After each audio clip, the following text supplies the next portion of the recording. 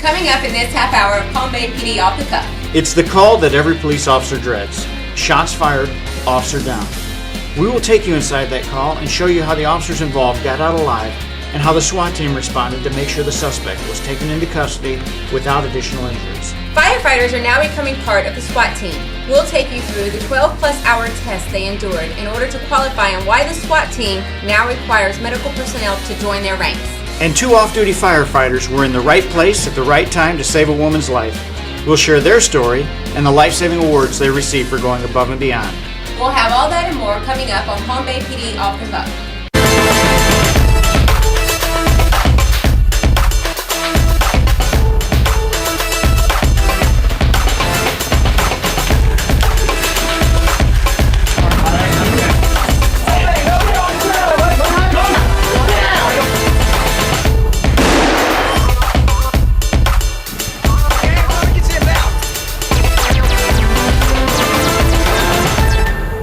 Hello everyone, I'm Sergeant Christian Van Zandt. And I'm Officer Kimberly Waters. What started out as an attempt to take a suspect into custody ended up in a crisis in which one Palm Bay police officer was shot and wounded, another injured, and a suspect barricaded for more than 6 hours.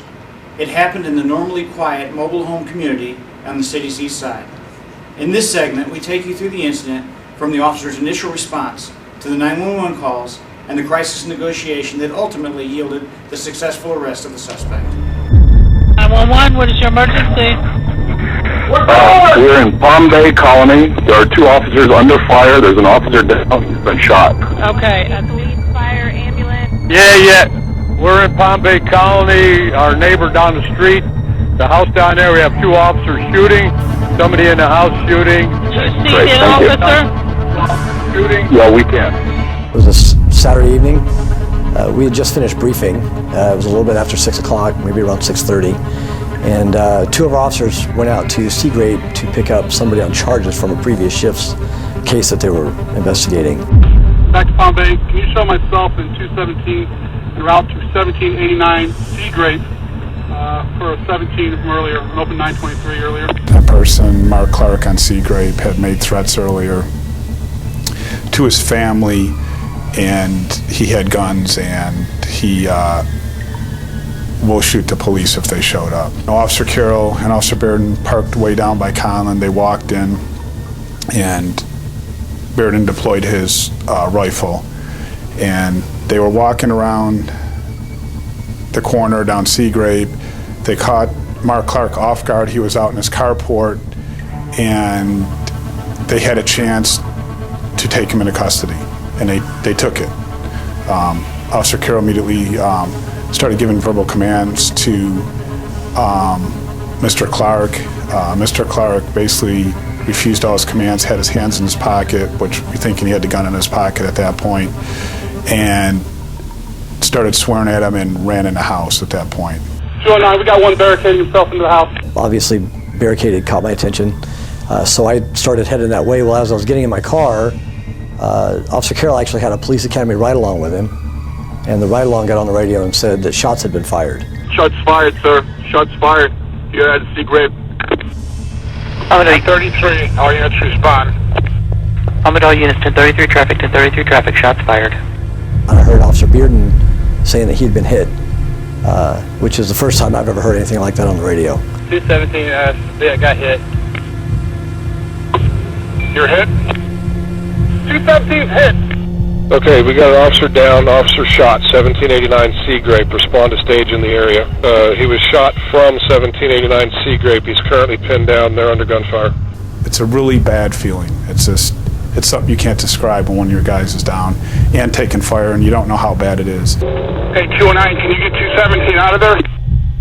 I got him in a safe spot right now, but I'm pinned. It seemed very frantic. It really seemed like very busyness in your head, because you're thinking of all the different scenarios. And like I said, I've heard shots fired, but I've never heard an officer hit before on the radio. And so worst case scenarios started popping into my head. 209, what's my best position? Or do I need to set up to do a rescue? Lemon Street! Back! Get back! I ended up being the first officer to get to Officer Bearden. He was crouched down on the wood line right behind the house where the incident occurred. Officers with Steve's with 217 right now. He took one in the neck. And so I got him to the back of my police car. He'd been injured on the side of his face. There was blood visible, but he was still up talking. And so we basically got him back to a position of safety and tried to maintain some sort of cover on the house until we could get some other officers there. All right, once we get the rescue done, I want that house, I want the neighborhood secured. Let's get officers set up so he cannot move. Pin him down. We set up what's called an inner perimeter. We'll bring in units to hold him in the house. We actually want to barricade him at that point. We want to barricade him in his house till we can control the situation so he doesn't go out shooting innocent people. 58-102, get to the command post. We'll use the RJ Conley Quick Mart and set up the perimeter. Two-man team, lock down the house. Absolutely. 68, lock down that house. Let's get some units set up. I do not want that suspect moving, period. My name is Lieutenant Nelson Moya. I'm with the Palm Bay Police Department, assigned as the lieutenant in charge of tactical operations. Hey, he's claiming he's going to try to come outside, but we need to give him a few minutes. I believe he's in the bathroom.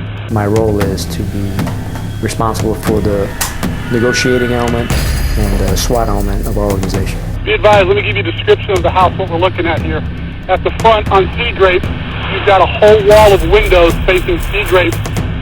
On the Lemon Street side, you've got a whole wall of windows, which is the sunroom area. He went into a door in that way, and he's sitting in that area inside the door. We had received information that he had shot a police officer, barricaded himself inside the house, and he was in possession of multiple firearms to include high-powered rifles. One of the neighbors advising the individual has a large caliber weapon. 494 to 102, I'm out with the neighbor. He's advising his first name is Mark. He has a lot of ammunition and a few guns in there.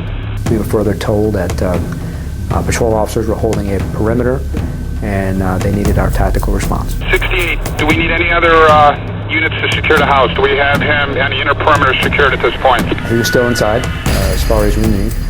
Patrol had done a very good job of containing an inner perimeter, and so our task was to keep that status quo until our tactical personnel arrived on scene so that we could move on to the next stage of our resolution, which was to assume the perimeter with our SWAT personnel and to establish our negotiators and our command post in a controlled environment so that we can begin or attempt to begin a negotiation to extract them peacefully. I'm Lieutenant Jim Richmond with the Palm Bay Police Department.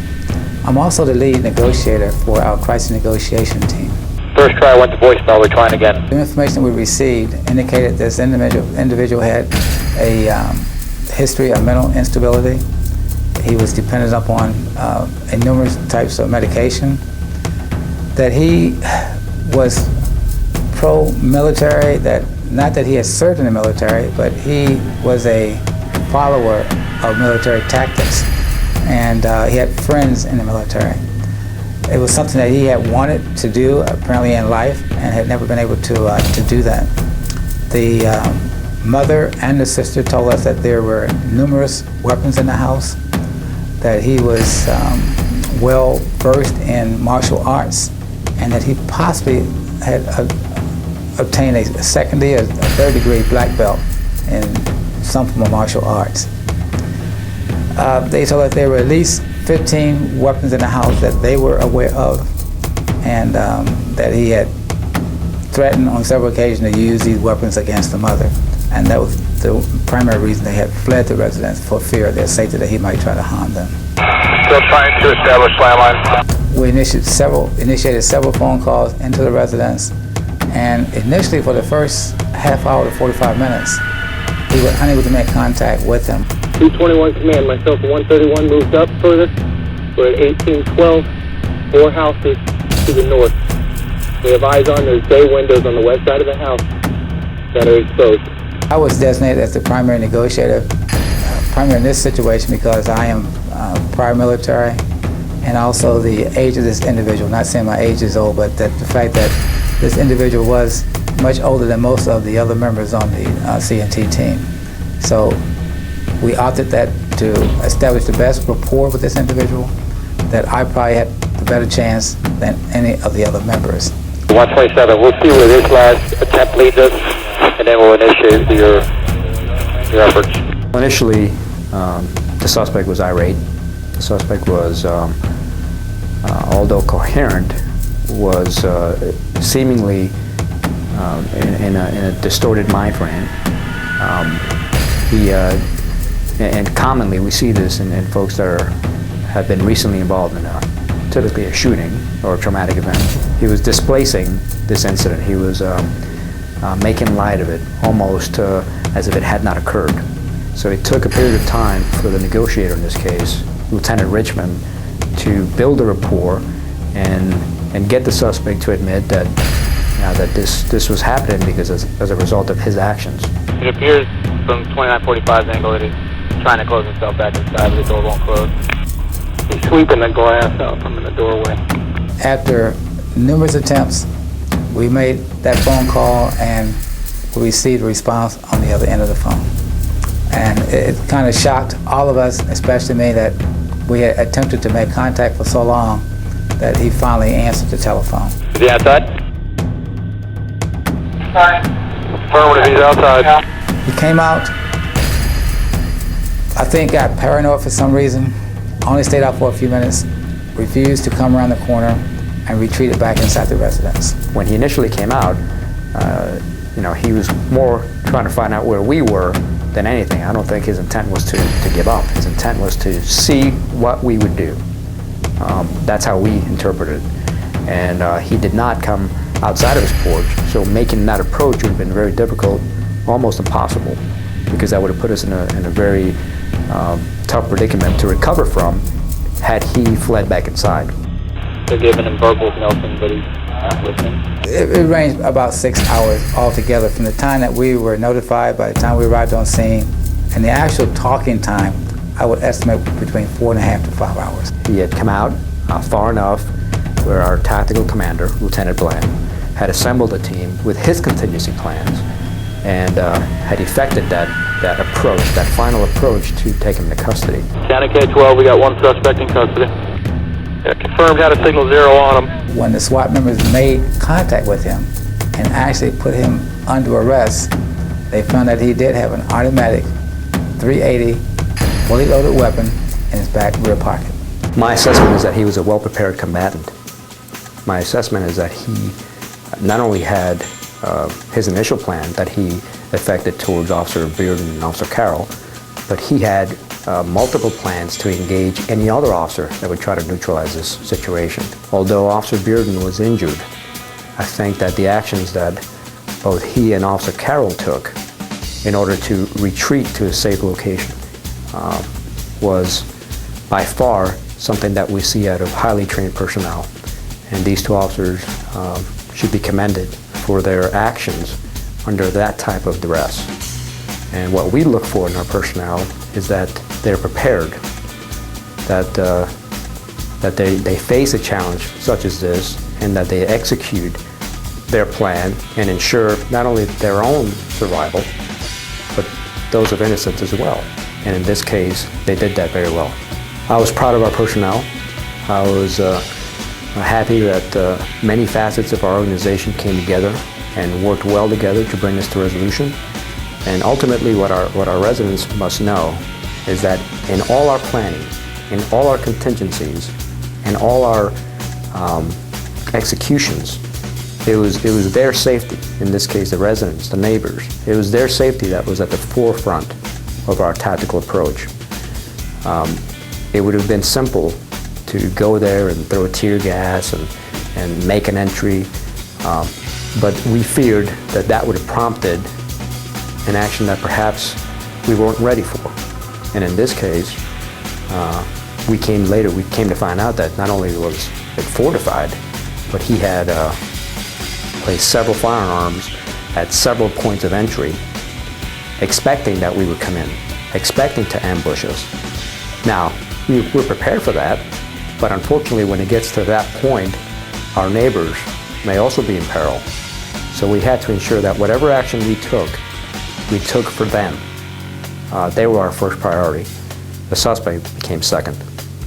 But we felt that our ultimate resolution brought about the best chance for our neighborhood, for our neighboring homes and residents to come out of this okay.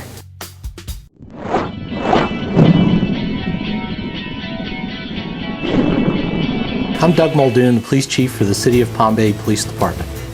As you just saw in the previous video clips, in July we had a shooting incident where one of our officers was shot and a second officer injured. As a police chief, I can tell you that's one of the worst calls you ever want to get. That evening I happened to be sitting down with some family and friends and received the phone call we had an officer shot in the neck, and the first thing that comes to mind is an officer was killed. And we've lived through that in this city before, and it happens too often throughout this country and throughout the world where officers are being shot and killed. Violence that officers are encountering seems to be on the rise. Not sure we can articulate exactly why, but I can tell you in this case, my first thought is a very tragic situation. Officer Carroll came to us with years of experience as a police officer from up north. Officer Bearden had 4 years of service in the military, had been deployed to Afghanistan, and certainly had a lot of life experience in a short amount of time. I personally credit that experience for the outcome of that evening, at least for those two. They were able to safely get out of the kill zone. Although Officer Bearden was struck, they were both able to return fire, which is able to drive the suspect back into the house, and both of them get out and be safe. Certainly the end result, when the officers between our agency and the others that were there to help us, they were able to safely get the suspect under control and out. It could have been a totally different ending depending upon what the suspect did. He could have come out firing at our officers, and it could have been a deadly outcome, both for the suspect and possibly one of our other officers. So I think their training, their skill level, the training they've received here at Palm Bay certainly added to the efforts to their survival. I would hope the public would look back and say, we really have a great department here. The men and women here are trained well. They know what they have to do. Sometimes folks sit back. It's easy to Monday morning quarterback. It's done all the time, whatever happens. And I think in this case, even when we look at it, it's something that we have to do. We have to look at every situation and reevaluate, could we do something differently? In this case, the officers pre-planned. They knew they had the possibility of a suspect that could go rogue, and did in this case. But I think the biggest thing, the public can know they have great folks out there working that are skilled, and they know their job. 194. And they can be proud of that. 6 Palm Bay firefighters are now part of the Palm Bay Police Department SWAT team, serving as SWAT medics in the event that anyone is injured during a high-risk operation or critical incident. But in order to become part of the elite tactical law enforcement unit, the firefighters were required to pass a series of tests that measure their ability to perform their primary job function under extreme stress. Here's a closer look. James Hall.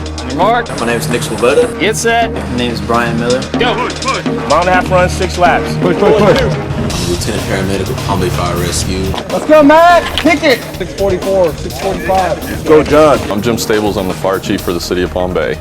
And we're out here today doing SWAT team testing with our firefighter paramedics. Come on, baby. Maximum effort. Let's go. Come on, push it out. Through here today is a number of assessments that is going to test their physical ability and mental ability under stress. The first scenario, when they get over the wall, they get back behind the wall, which is behind cover.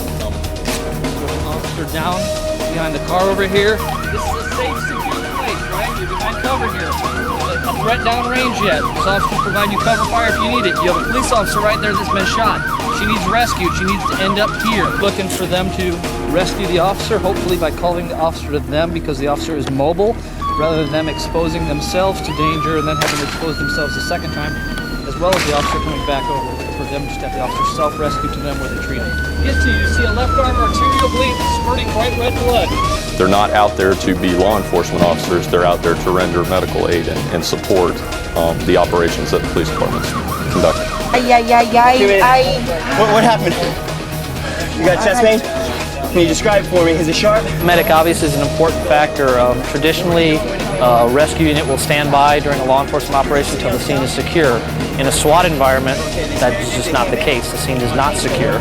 So we have the medics available to help us, our officers, if they get injured in a hostile environment that we can't get normal medics into because it's too dangerous.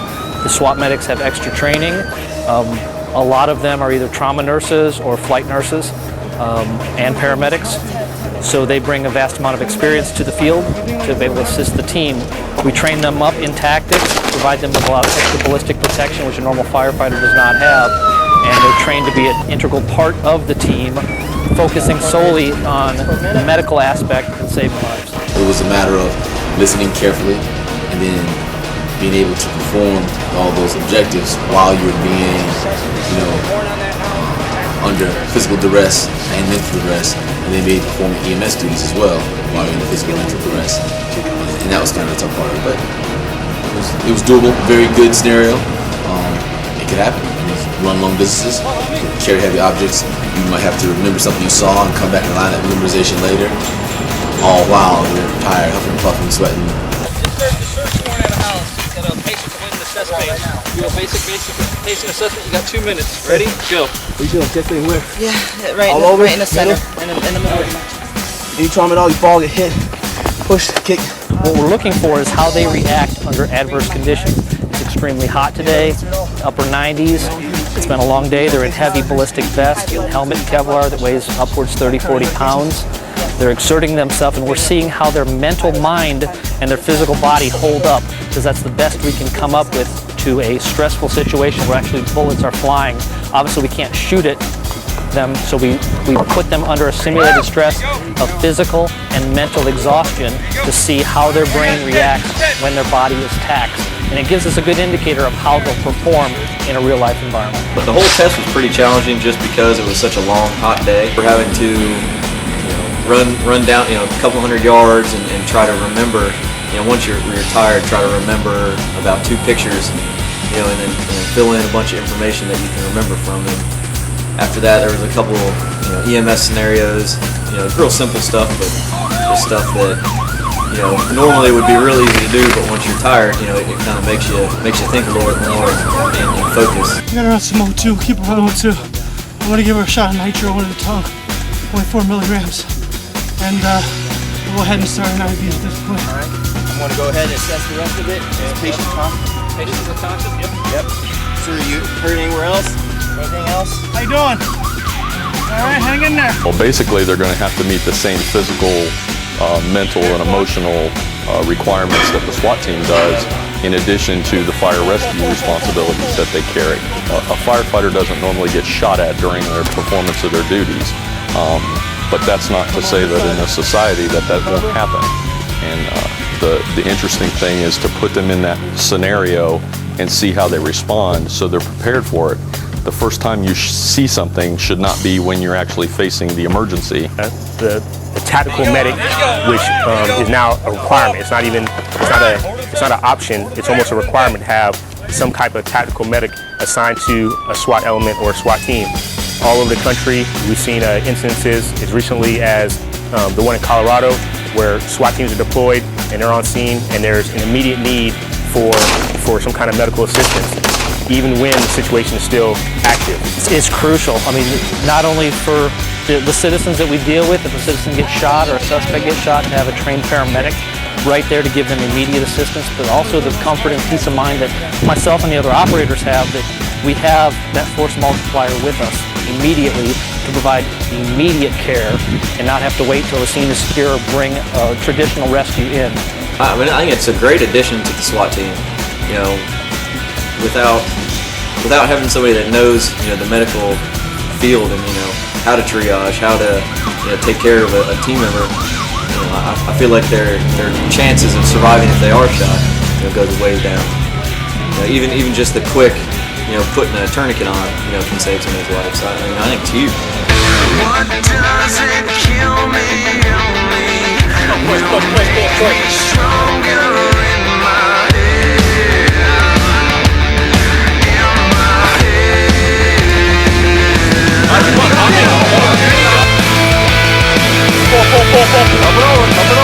Think you can run over here? Heavy bleeding from start.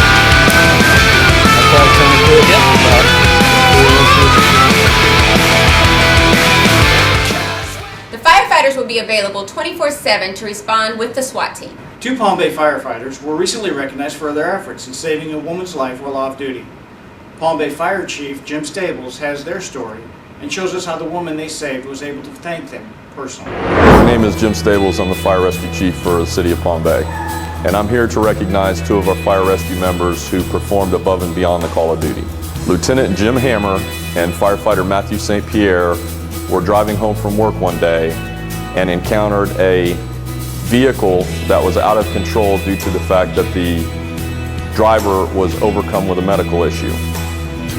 Lieutenant Hammer placed his personal vehicle in front of this vehicle to stop it from hitting a pedestrian or another vehicle, and brought this vehicle to a stop under control. At that time, he began to render aid, and firefighter Matt St. Pierre, also heading home from his shift, stopped to assist. Employees are constantly aware of their surroundings, and the good thing about that is it doesn't shut off when you go home.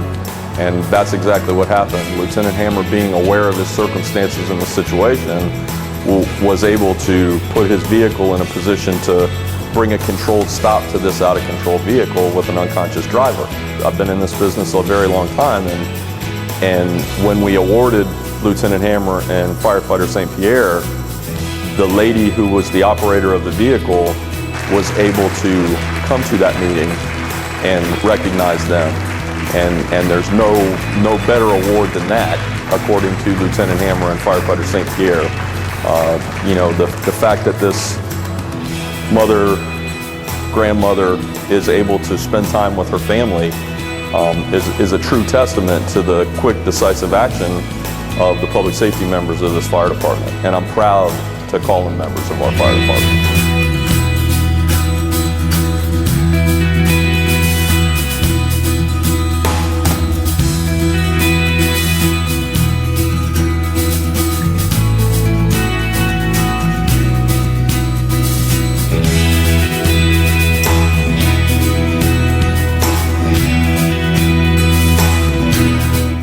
That's it for this edition of Palm Bay PD Off the Cuff.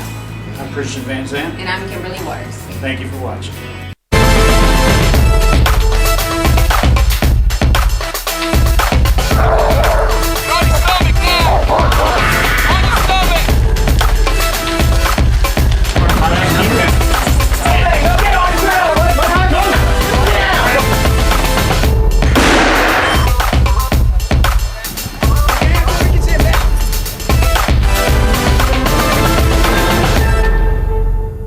Okay, we're doing the 2 shots now, so she can go. Yes. I don't have my notes.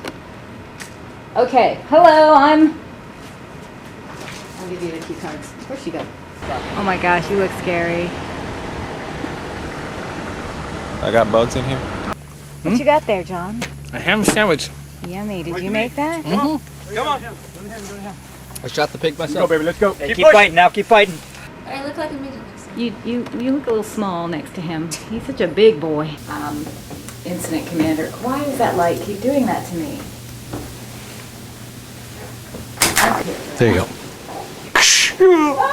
Hello, Governor. Is it time for a spot of tea?